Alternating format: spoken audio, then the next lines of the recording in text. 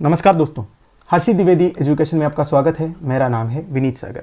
Daily news analysis 9 नवंबर 2021। आज के important news कौन कौन सा है चेक कर लेते हैं। सबसे पहला news, supreme court proposes Lakhimpur Kheri investigation by an ex high court जज। देखिए, लखीमपुर खेरी वायलेंस के बारे में, जो फार्मर्स मर्डर हुआ था उसके बारे में, और जो उत्तर प्रदेश स्टेट पुलिस के द्वारा जो इन्वेस्टिगेशन चल रहा है इस वायलेंस के ऊपर, ये सब के बारे में आपको मालूम होगा। हमने काफ़ी सारे वीडियोस किया है, इवन डेली न्यूज़ में भी हमने कवर किया है। तो मैं ये मान के चल रहा हूँ कि आपको पूरा बैकग्राउंड मालूम है। अब सुप्रीम कोर्ट की तरफ से एक प्रपोजल आया है। क्या प्रपोजल है कि स्टेट पुलिस के द्वारा जो इन्वेस्टिगेशन चल रहा है उसके ऊपर सुप्रीम कोर्ट एक एक्स हाई कोर्ट जज को अपॉइंट करेंगे जो ये पूरे इन्वेस्टिगेशन को मॉनिटर करेगा। ऐसा सुप्रीम कोर्ट ने क्यों बोला दोस्तों? इसका रीजन क्या है? रीजन तो स्ट्रेट एंड सिंपल है दोस्तों। सुप्रीम कोर्ट सैटिस्फाइड नहीं है जिस हिसाब से ये इन्वेस्टिगेशन चल रहा है, क्योंकि अभी तक कोई फॉरेंसिक लैब रिपोर्ट्स वगैरह सबमिट नहीं हुआ है, और ऊपर से इन्वेस्टिगेशन के शुरुआत में काफ़ी सारे आई विटनेस थे। बेसिकली दोस्तों प्रोटेस्ट चल रहा था तो काफ़ी सारे लोग थे उधर, तो मैक्सिमम लोगों ने देखा होगा एक्चुअली क्या हुआ था, उन्हें मालूम भी होगा किसने ये किया है। पर इन्वेस्टिगेशन के शुरुआत में काफ़ी सारे आई विटनेस आए थे जो अक्यूज्ड के अगेंस्ट स्टेटमेंट दिए थे। पर जैसे जैसे केस प्रोग्रेस हुआ उन्हें यह देखने को मिला उनमें से मैक्सिमम आई विटनेस ने अपने स्टेटमेंट्स बदला। उन्होंने बोला उन्हें कुछ मालूम नहीं है, हमने कुछ देखा नहीं, हमें पता नहीं क्या हुआ है। तो जिस हिसाब से इन्वेस्टिगेशन प्रोग्रेस हो रहा है, इससे सुप्रीम कोर्ट को यह लग रहा है ये इन्वेस्टिगेशन फेयर एंड इम्पार्शियल नहीं हो रहा है। तो सुप्रीम कोर्ट ने बोला हम ये इंश्योर करेंगे एक प्रॉपर इन्वेस्टिगेशन हो जो फेयर हो, इम्पार्शियल हो एंड विदाउट बायस हो। इसके लिए हम एक एक्स हाई कोर्ट जज को अपॉइंट करेंगे आपके जो इन्वेस्टिगेशन के ऊपर। काफ़ी सारे लॉयर्स जो स्टेट गवर्नमेंट के लिए अपेयर हुआ था उन्होंने ये बोला था ये केस हैंड ओवर कर देना चाहिए सीबीआई को। पर सुप्रीम कोर्ट जज जस्टिस कांत साहब ने यह बोला CBI is not the solution to everything. आप हर चीज़ में या हर इन्वेस्टिगेशन में सीबीआई को ला नहीं सकते, इसका कोई ज़रूरत नहीं है। आपके स्टेट पुलिस कर सकता है, बस हम आपके इन्वेस्टिगेशन को मॉनिटर करेंगे। देखिए दोस्तों, मैं तो बोलूँगा जितने जो फार्मर्स वगैरह पहले स्टेटमेंट्स दिए होंगे या फिर जो आई विटनेस थे उन्होंने स्टेटमेंट बदला क्यों होगा? आप सबको मालूम है क्यों बदला होगा, क्योंकि इन्वेस्टिगेशन के बाद पुलिस या फिर जितने ऑफिशियल्स है वो सब चले जाएंगे, पर जो फार्मर्स है जो लोकल्स है उनको तो उधर ही रहना है। इसके बाद क्या होगा आप सबको मालूम है। इंडिया में या फिर नॉर्थ इंडियन स्टेट्स में इस तरह की इन्वेस्टिगेशन के ऊपर क्या होता है, ग्राउंड लेवल में क्या क्या होता है, वो बेचारे डर रहे होंगे, है कि नहीं, कि हम अगर कोई इस तरह की एक बड़ा सा पॉलिटिकल लीडर के अगेंस्ट कुछ स्टेटमेंट देंगे तो बाद में हमारे साथ क्या होगा, ये डर तो होगा उनमें, इसमें कोई डाउट नहीं है। तो सुप्रीम कोर्ट ने यह बोला स्टेट पुलिस के पास भी लिमिटेशंस है, वो भी तो कोई पॉलिटिकल लीडर के हिसाब से ही तो चलते हैं। बेसिकली ये सब तो पॉलिटिक्स है बेसिकली, है कि नहीं दोस्तों। तो सुप्रीम कोर्ट ने बोला हम एक एक्स हाई कोर्ट जज को अपॉइंट करेंगे आपके ऊपर, वो मॉनिटर करेगा सब कुछ, ठीक है। अगर कहीं भी कुछ प्रॉब्लम है आप इन्हें बता सकते हो, ठीक है। तो बेसिकली सुप्रीम कोर्ट ने क्या क्या क्वेश्चंस पूछा है स्टेट गवर्नमेंट से, ये इधर लिखा है। सबसे पहले तो दोस्तों दो केस के इन्वेस्टिगेशन चल रहा है, एक तो फार्मर्स मर्डर का, दूसरा है वायलेंस का। तो ये दोनों एफआईआर ऑलरेडी रजिस्टर हुआ है, दोनों के ऊपर इन्वेस्टिगेशन चल रहा है। तो कोर्ट ये बोला ये ओवरलैप नहीं होनी चाहिए, दोनों केस इंपार्शियल एंड अलग अलग इन्वेस्टिगेट कर देना चाहिए। फिर जो आई विटनेस के बारे में उन्होंने कुछ कमेंट्स बोला। फिर देखिए फॉरेंसिक लैब रिपोर्ट्स के बारे में मैंने आपको बोला था, जितने भी फॉरेंसिक लैब रिपोर्ट्स है बेसिकली फिंगरप्रिंट्स वगैरह, वो रिपोर्ट्स अभी तक सबमिट नहीं हुआ है। इतना टाइम हो गया अभी तक फॉरेंसिक लैब रिपोर्ट्स भी नहीं आया है, ठीक है। ऊपर से जितने लोग उधर थे उनके कॉल रिकॉर्ड डिटेल्स भी नहीं आया। कम से कम ये तो ला सकते थे, क्योंकि आजकल ऐसा कोई नहीं होगा जिसके पास मोबाइल फोन्स नहीं होगा। तो मोबाइल फोन्स के जो कॉल रिकॉर्ड डिटेल्स वगैरह उन्होंने किस किस को फ़ोन किया, ये सब डिटेल्स भी अभी तक पुलिस ने सबमिट नहीं किया है। तो इसलिए सुप्रीम कोर्ट को यह लगा ये इन्वेस्टिगेशन जो चल रहा है ठीक तरह से नहीं हो रहा है, इसमें काफ़ी सारे पॉलिटिकल एंड मनी इन्फ्लुएंस हो रहा है। इसलिए सुप्रीम कोर्ट अभी एक high court x high court जज को अपॉइंट करेगा ये पूरे केस के ऊपर मॉनिटर करने के लिए, ठीक है। वैसे अक्यूज का नाम क्या था? आशीष मिश्रा, जो union minister of state for home affairs Ajay Mishra साहब के बेटा है, ठीक है। तो paper 3 general studies 2 functioning of judiciary में न्यूज आपको काम आएगा। अगला न्यूज है UNESCO pick Srinagar as creative city. देखिए United Nations Educational Scientific and Cultural Organisation ने श्रीनगर को चुना है as part of the creative city network under the crafts and folk arts category। देखिए दोस्तों यूनेस्को द्वारा एक क्रिएटिव सिटी नेटवर्क है, ये अलग अलग कैटेगरीज में सिटीज को सेलेक्ट करते हैं अमंग द वर्ल्ड। कौन कौन से कैटेगरी? सबसे पहले ये देखते हैं folk art, media, film, literature, design, gastronomy and media arts, इतने सारे कैटेगरी है। तो हर कैटेगरी में ये लोग सिटीज को सेलेक्ट करते हैं। तो इस बार इंडिया में से श्रीनगर सेलेक्ट हुआ है, वो भी crafts and folk arts category में। एंड ये जो पूरा नॉमिनेशन प्रोसेस है जिसे श्रीनगर सेलेक्ट हुआ था, इसको फंड किया था basically world bank funded Jhelum Tawi flood recovery project ने। इसके बारे में मैं आपको हल्का से बताऊंगा आगे, वेट कीजिए। अब देखिए श्रीनगर ने 2019 में भी नॉमिनेशन फाइल किया था, तब मिला नहीं था, फिर 2021 में फेल हुआ, ये मिल गया। ठीक है, तो इससे पहले ये जो क्रिएटिव सिटी नेटवर्क के अंदर हमारे कोई सिटी सेलेक्ट हुआ था? जरूर हुआ था दोस्तों। 2015 में ये सेम कैटेगरी में, basically crafts and folk arts category में राजस्थान में जयपुर सेलेक्ट हुआ था। फिर वाराणसी एंड चेन्नई सेलेक्ट हुआ था क्रिएटिव सिटी ऑफ म्यूजिक के कैटेगरी में, ये भी 2015 एंड 17 में हुआ था। बेसिकली वाराणसी 2015 में, चेन्नई 2017 में हुआ था। तो ये ध्यान दीजिएगा, this is a very important information कि देखिए कौन कौन से सिटीज़ को अभी तक यूनेस्को का क्रिएटिव सिटी नेटवर्क के अंदर चुना है। तो लेटेस्ट है श्रीनगर, इससे पहले जयपुर, वाराणसी एंड चेन्नई, ध्यान दीजिएगा। अब हम ये Jhelum and Tawi flood recovery project for India के बारे में डिस्कस करते हैं, जो ये पूरे नॉमिनेशन प्रोसेस को फंड किया था। देखिए बेसिकली नाम से आपको पता चल गया होगा, this is a flood recovery project. Basically Jhelum and Tawi reverse, Jhelum river के बारे में आपको मालूम है, पंचनाद रिवर का एक पार्ट है, एंड तावी रिवर जो है चेनाब रिवर का एक ट्रिब्यूटरी है, ये ध्यान दीजिएगा।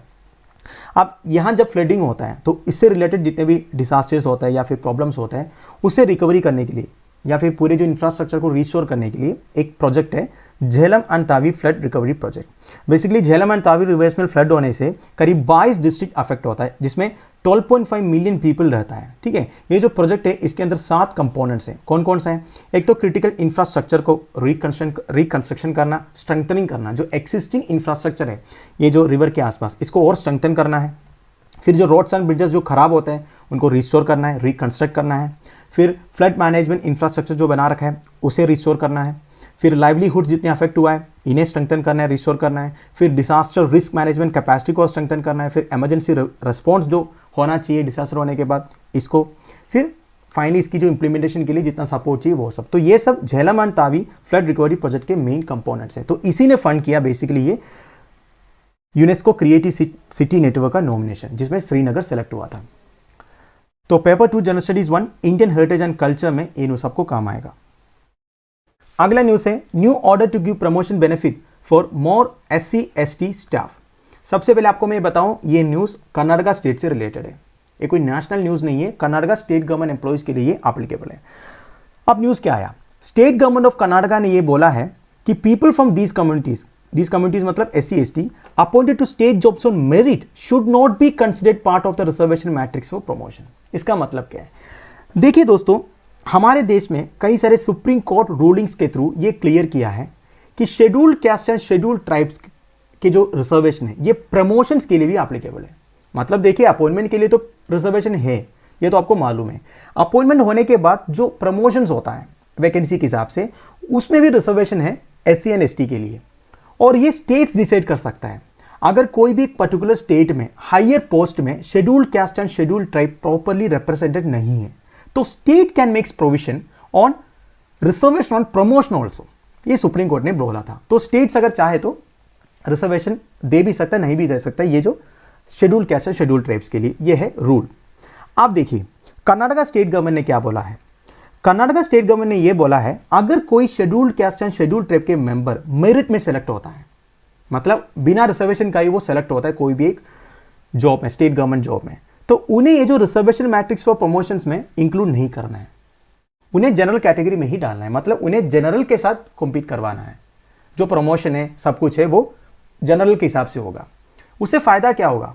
उससे फायदा बाकी जो बचा SC/ST है उनका स्ट्रेंथ कम हो जाएगा ना, मतलब उनके कंपटीशन आपस में कम हो जाएगा, मतलब उनमें जो मेरिट में सेलेक्ट हुआ है वो अलग हो जाएगा। तो SC/ST कैटेगरी में जितने लोग हैं जो रिजर्वेशन के थ्रू अपॉइंट हुआ है उनके लिए तो ईजी हो जाएगा, उनके लिए कंपटीशन कम हो जाएगा, उनमें से कुछ लोग तो मेरिट में चला जाएगा। तो बेसिकली SC/ST कैटेगरी में जो मेरिट से सेलेक्ट हुआ है उनको उधर से निकाल के जनरल कैटेगरी में डाल रहे हैं प्रमोशन के लिए भी।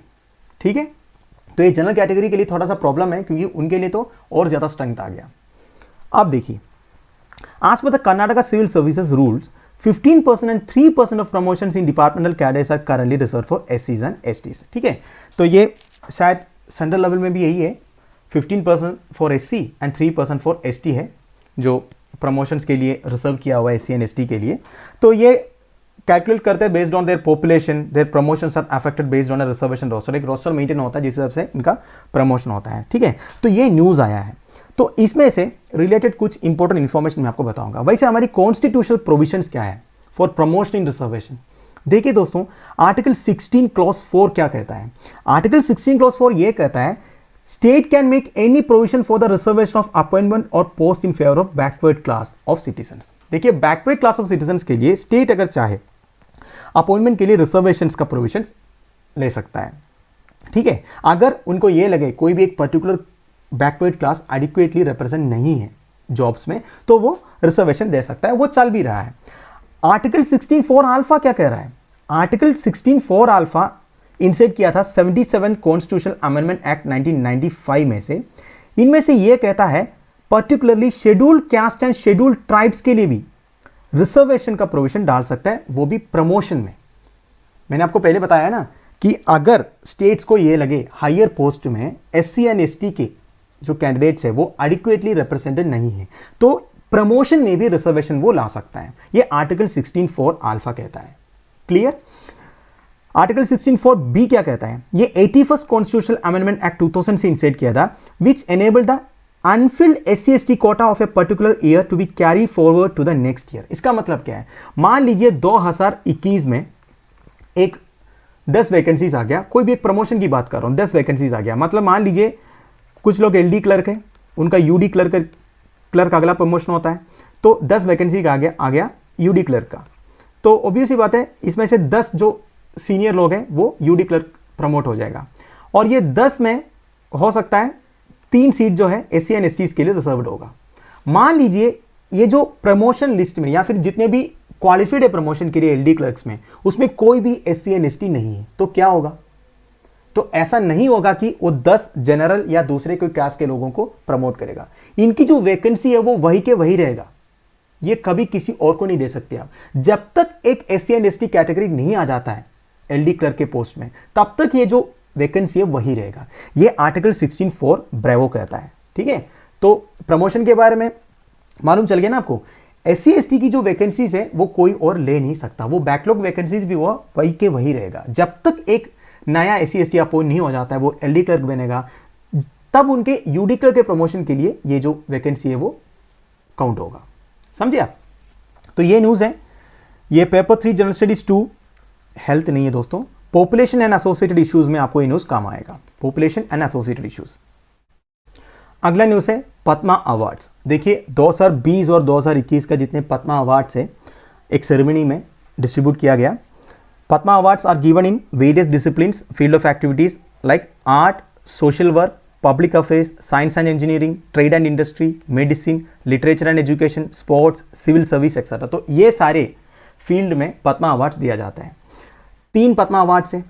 एक है पद्म विभूषण जो एक्सेप्शनल एंड डिस्टिंग्विश सर्विस के लिए दिया जाता है। फिर है पद्म भूषण, वो distinguish service of high order के लिए दिया जाता है। फिर Padma Shri, distinguish service in any field के लिए दिया जाता है। तो इसमें मेजर किस किस को दिया गया मैं बताऊंगा।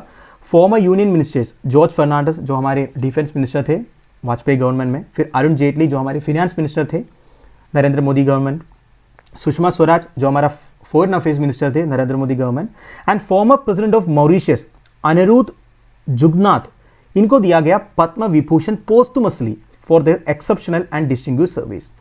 ये सबके देहांत हो चुका है तो इनको पोस्टमसली अवार्ड दिया गया for their exceptional and distinguish service. ठीक है, awards were presented at 2 civil investiture ceremonies at the Rashtrapati Bhavan for the years 2020 and 21। कोविड-19 पैंडेमिक की वजह से 2020 में ये फंक्शन हुआ नहीं था, तो ये दोनों साल का ये अवार्ड्स दिया गया। ठीक है, तो टोटल 7 पद्म विभूषण दिया गया, 16 पद्म भूषण एंड 122 पद्मश्री अवार्ड्स दिए गए फॉर 2 ईयर्स, 2 साल के एक साथ दिया गया। ठीक है, पद्मा अवार्ड्स के बारे में, पद्मा अवार्ड्स का एक सिलेक्शन कमेटी होता है। ठीक है, these are conferred on recommendation made by the Padma awards committee which is constituted by the prime minister every year. ये आप ध्यान दीजिएगा, पद्मा अवार्ड्स जो दिया जाता है पद्मा अवार्ड्स कमेटी के द्वारा, यही रिकमेंडेशन करते हैं, और ये पद्मा अवार्ड्स कमेटी कॉन्स्टिट्यूट करता है प्राइम मिनिस्टर। हर साल प्राइम मिनिस्टर कॉन्स्टिट्यूट करता है पद्मा अवार्ड्स कमेटी हर साल में। ठीक है, अवार्ड दिया जाता है by president usually in the month of March April every year. अब ये कोविड-19 पैंडेमिक की वजह से पूरी जो शेड्यूल वगैरह चेंज हुआ है, तो इसके साथ साथ भारत रत्न के बारे में भी बता देता हूं मैं। देखिए highest civilian award of the country कौन सा है, वो है भारत रत्न। वैसे मिलिट्री ऑनर कौन सा है, परमवीर चक्र। ठीक है, तो Bharat Ratna is the highest civilian award of the country. 2020 और 21 का भारत रत्न अवार्ड अभी तक अनाउंस नहीं हुआ है। It is awarded in recognition of exceptional service performance of the highest order in any field of human Endeavour. तो बेसिकली आप यही मान लीजिए कि हमारे देश में द हाईएस्ट सिविलियन अवार्ड ये है भारत रत्न, ठीक है। तो it is treated on a different footing from Padma award. ये पद्मा अवार्ड से डिफरेंट है बेसिकली।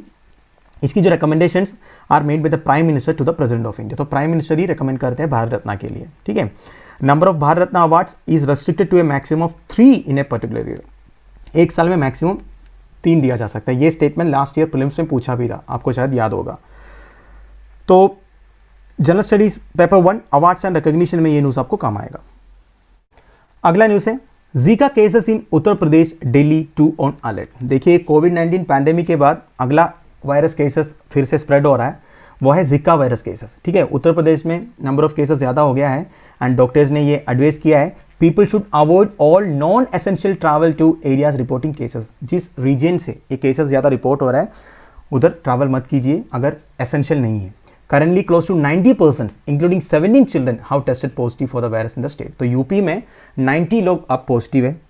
वर्ल्ड हेल्थ ऑर्गेनाइजेशन के इंफॉर्मेशन के मुताबिक majority of those infected with Zika virus disease either remain asymptomatic up to 80%। देखिए ये जिका वायरस डिसीज का प्रॉब्लम क्या है ना, ये एक बार इन्फेक्ट होने से इतना ज़्यादा सिम्टम्स नहीं आता है। 80% लोगों में सिम्टम्स कुछ नहीं आता है।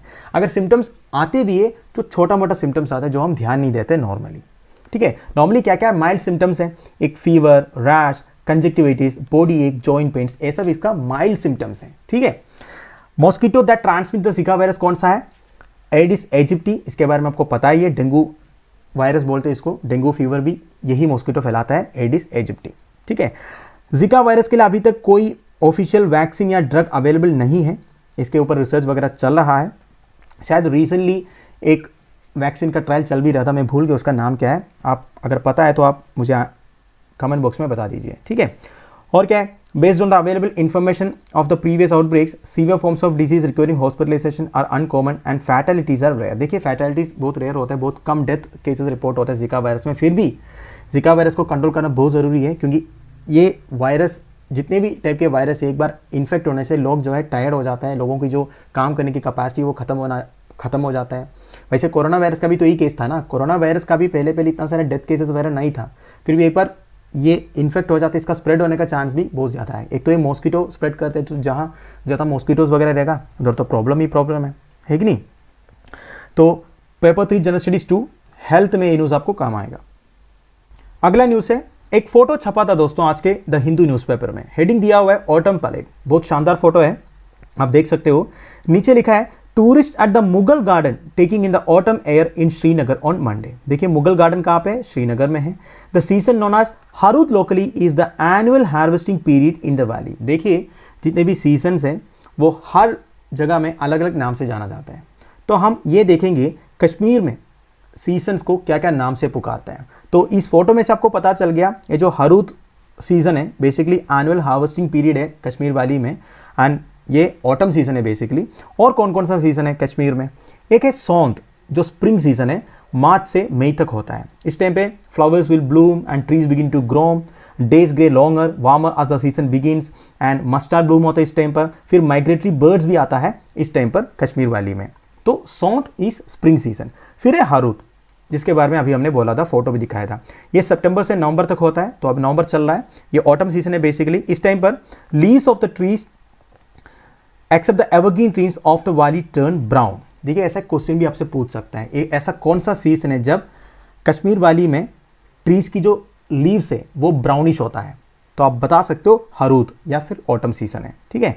डेज शॉर्टर है and it is a season of Apple and paddy harvesting, ठीक है। पैडी हार्वेस्टिंग का सीजन है, एप्पल का सीजन है, राइट। फिर है शिशुर, ये कोल्ड सीजन है बेसिकली कश्मीर वैली में सबसे कोल्डेस्ट सीजन आप बोल सकते हो शिशुर जो है, ठीक है। फिर कौन सा है, ग्रीष्म समर सीजन है, it is a hottest season, it is a season of mustard harvesting and paddy cultivation again. फिर आता है वहरत, रेनी सीजन है। तो देखिए कश्मीर वैली में रेनी सीजन कौन सा है, वो है वहरत, ये जुलाई से लेकर सितंबर तक होता है, ठीक है। इसी टाइम पे सबसे ज़्यादा फ्लड्स वगैरह होता है कश्मीर में, ऑब्वियस सी बात है, रेनी सीजन में फ्लड्स होने का चांस ज़्यादा है। फिर है वानडे, ये भी एक कोल्ड सीजन है, ठीक है। Days are shorter and nights are comparatively longer, and इस टाइम पे लोग ज़्यादा बाहर निकलते नहीं है। And Chillai Kalan starts in the season from December 21 and ends around February 1। अब ये चिलई कालान क्या है, चिलई कालान बेसिकली दोस्तों कश्मीर में हार्श विंटर सीजन है जो करीब 40 दिन तक रहता है। एक लोकल नेम है चिल्लई कालन, ये भी ध्यान दीजिएगा। तो paper 4 general studies 3 seasons climate में ये न्यूज़ आपको काम आएगा। अगला है दोस्तों, India now ahead of China in financial inclusion matrix. देखिए कल हमारा डीमोनेटाइजेशन का 5th एनिवर्सरी था, तो इसके साथ साथ कई सारे रिपोर्ट्स आया है। तो एक अच्छा रिपोर्ट ये है, इंडिया फिनेंशियल इंक्लूजन मैट्रिक्स में काफ़ी आगे है। काफ़ी सारे कंट्रीज है जैसे जर्मनी, चाइना, साउथ अफ्रीका से काफ़ी आगे है हमारा जो फिनेंशियल इंक्लूजन है। इस रिपोर्ट के डिटेल्स में जाते हैं। देखिए, mobile and internet banking transactions rising to 13,615 per 1000 adults in 2020 from 183 इन 2015। देखिए कितना बड़ा ट्रांसफॉर्मेशन हुआ है। 2015 से लेकर 2020 तक का डाटा देखोगे, 183 से पहुंच गया 13,615। वो तो दिख ही रहा है दोस्तों, आजकल हम सब गूगल पे, फोन पे, पेटीएम वगैरह यूज़ करते हैं, यूपीआई पेमेंट्स करते हैं कि नहीं। ये कैश जो ट्रांसैक्शंस होता है वो कम ही हो गया। और क्या है, number of bank branches inching up to 14.7 per 1 lakh adults in 2020 from 13.6 in 2015। ठीक है, बैंक ब्रांचेस भी ज़्यादा हो गया, 13.6 से 14.7 हो गया। फिर क्या है, state with higher financial inclusion, जिन स्टेट्स में फिनेंशियल इंक्लूजन हायर था और जहां बैंक अकाउंट्स भी ज़्यादा था, उधर it has also seen a perceptible decline in crime along with a meaningful drop in consumption of alcohol and tobacco. देखिए अब इसका रिलेशन मुझे पता नहीं, फिर भी देखिए जहां फिनेंशियल इंक्लूजन एंड ज़्यादा बैंक अकाउंट्स दिखाए उधर क्राइम में डिक्लाइन मिला और कंजम्पशन ऑफ अल्कोहल एंड टोबैकोस में भी मीनिंगफुल ड्रॉप मिला है। नॉर्मली क्या है ना दोस्तों, जो क्राइम वगैरह करते हैं जो लोग हैं वो मैक्सिमम कैश कैरी करते हैं, कैश ट्रांजैक्शंस करते हैं। ये डिजिटल ट्रांजैक्शंस वगैरह वो कम करते हैं क्योंकि पकड़े जाने का चांस ज़्यादा है कि नहीं। तो ये भी कम देखने को मिला जिस स्टेट्स में जहाँ फिनेंशियल इंक्लूजन ज़्यादा है। Under the no frill account scheme, number of person with deposit accounts at bank has significantly increased। देखिए जितने लोग बैंक अकाउंट होल्ड करते हैं उनका नंबर भी ज़्यादा हो गया। ठीक है, नो फ्रिल अकाउंट मतलब क्या होता है, देखिए to provide basic banking facilities to poor and promote financial inclusion. देखिए बेसिक बैंकिंग फैसिलिटीज प्रोवाइड करने के लिए, फिनेंशियल इंक्लूजन प्रमोट करने के लिए सेंट्रल गवर्नमेंट ने नो फ्रिल अकाउंट शुरू किया था 2005 में। ये नो फ्रिल अकाउंट मतलब इसमें मिनिमम बैलेंस मेंटेन करने के लिए कुछ फाइन वगैरह नहीं लगता है। बेसिकली मिनिमम बैलेंस मेंटेन करने की ज़रूरत नहीं है। पहले क्या होता था, अगर आप एक पर्टिकुलर अमाउंट के नीचे चले जाओगे तो बैंक जो है कुछ पैसे काटते थे आपके अकाउंट में से, होता था ना। तो ये जो नो फ्रिल अकाउंट है इसमें ऐसा कोई मिनिमम बैलेंस का रिक्वायरमेंट नहीं है। और क्या लिखा है, डिजिटल पेमेंट की बात किया जाए तो नोटवर्थी प्रोग्रेस हुआ है। Number of no frill bank accounts open has reach 43.7 crore with 1.46 lakh crore in deposits as of October 2021। देखिए पूरे जो नो फ्रिल बैंक अकाउंट्स में जितना खोला गया था ये 43.7 करोड़ अकाउंट्स है बेसिकली। इसमें 1.46 लाख करोड़ है एज डिपॉजिट्स। ये अक्टूबर 2021 का डाटा है, मतलब जितने भी नॉन फ्रिल बैंक अकाउंट्स हैं उसमें टोटल 1.46 लाख करोड़ रुपीज़ है। और इसमें almost 2/3 are operational in rural and semi urban areas. ठीक है, ये जितने नॉन फ्रिल बैंक अकाउंट्स है ये सबसे ज़्यादा rural and semi urban areas में है। This is going to be an important statement. इस तरह की स्टेटमेंट आपसे यूपीएससी प्रीलिम्स में पूछ सकते हैं इकोनॉमिक सेक्शन में कि जो नॉन फ्रिल अकाउंट्स है वो ज़्यादा जो है, मतलब 2/3 जो है rural and semi urban areas में है, अर्बन एरियाज में नहीं है, ध्यान दीजिएगा। ठीक है, rural and semi urban areas में नॉन फ्रिल अकाउंट ज़्यादा है and more than 78% of this accounts are with state own banks. ठीक है, 78% जो है नेशनलाइज बैंक्स के पास है या फिर स्टेट ओन बैंक्स के पास है। 18.2% आरआरबीज में जो रीजनल रूरल बैंक्स में, 3% प्राइवेट सेक्टर बैंक्स में। ठीक है, क्लियर। तो ये जो डाटा मैंने बोला ना दोस्तों, नॉन फ्रिल अकाउंट सबसे ज़्यादा rural and semi urban areas में और सबसे ज़्यादा जो अकाउंट परसेंटेज है वो स्टेट ओन बैंक्स के पास है। ये सब आप ध्यान दीजिएगा। ठीक है, तो paper 4 general studies 3 Indian economy में ये न्यूज़ आपको काम आएगा। आज का final news, 18 lakh children in India severely mall nourished. देखिए विमेन एंड चाइल्ड मिनिस्ट्री की तरफ से एक डाटा आया है कि 33 लाख माल नरिश्ड चिल्ड्रन है अब इंडिया में। ये डाटा मिला है पोषण ट्रैकर ऐप में से, on which numbers are directly entered by the anganwadis and access by the central government. Poshan tracker app के बारे में आपको मालूम होगा शायद, 2020 में सेंट्रल गवर्नमेंट की तरफ से लॉन्च किया था। It is a governance tool for monitoring the nutritional outcomes in real time. देखिए इसका मतलब क्या है, आपको पता है हमारे देश में माल न्यूट्रिशन का प्रॉब्लम तो है, चाइल्ड स्टंटिंग का, चाइल्ड वेस्टिंग का, काफ़ी सारे प्रॉब्लम्स हैं। तो ये सब प्रॉब्लम्स को एलिमिनेट करने के लिए गवर्नमेंट की तरफ से काफ़ी सारे प्रोग्राम, स्कीम्स, पॉलिसीज़ वगैरह आया है। जैसे पोषण अभियान के बारे में आपको पता होगा, जो इंटीग्रेटेड चाइल्ड डेवलपमेंट सर्विसेज के द्वारा आंगनवाड़ीज वगैरह में काफ़ी सारे फैसिलिटीज़ लेके आया है सेंट्रल गवर्नमेंट। तो सेंट्रल गवर्नमेंट ये सब प्रोग्राम्स का आउटकम क्या है ये देखना चाहता है। इसके लिए रियल टाइम मॉनिटरिंग की जरूरत है, मतलब डायरेक्टली देखना पड़ेगा ग्राउंड लेवल में कि ये जो गवर्नमेंट की पॉलिसीज है या फिर गवर्नमेंट जितने न्यूट्रिएंट रिच फूड वगैरह सप्लाई करता है, ये सबका आउटकम क्या है, क्या कुछ सही तरह इंप्लीमेंट हो रहा है या इसका कुछ रिजल्ट आ रहा है कि नहीं। ये देखने के लिए गवर्नमेंट ने एक पोर्शन ट्रैकर ऐप लॉन्च किया था जिसमें न्यूट्रिशनल आउटकम्स रियल टाइम में मॉनिटर कर सकता है। क्लियर। अब देखिए, अब यही ऐप के थ्रू ये डाटा आया है कि 33 लाख माल नरिश चिल्ड्रन है इंडिया में। उसमें से आता तो सिवियरली माल नरिश कैटेगरी में आता है। Maharashtra, Bihar and Gujarat are topping the list. देखिए, महाराष्ट्र, बिहार एंड गुजरात ये सब स्टेट्स में सबसे ज्यादा माल नरिशमेंट है।